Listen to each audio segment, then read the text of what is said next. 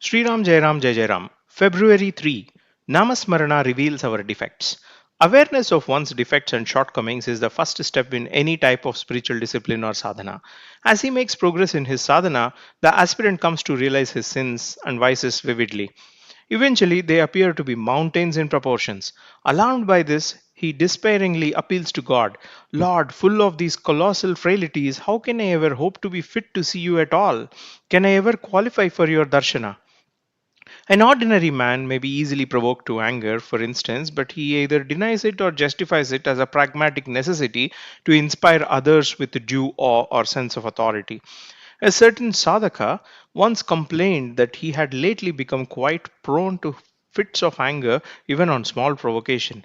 The fact was that he had always been so.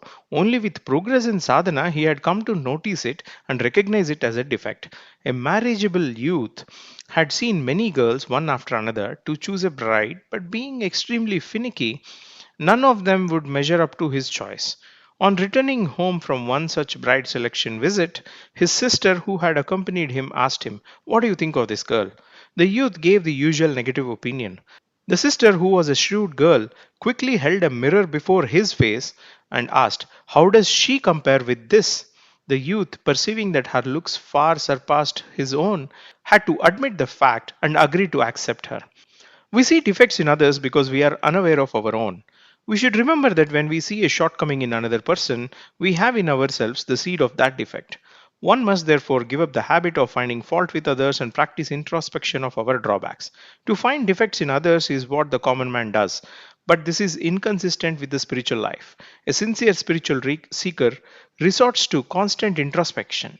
He does not notice defects in others because he is ever preoccupied with the enormous burden of his own, and in comparison, he finds others superior or even godly. This is the true spiritual attitude.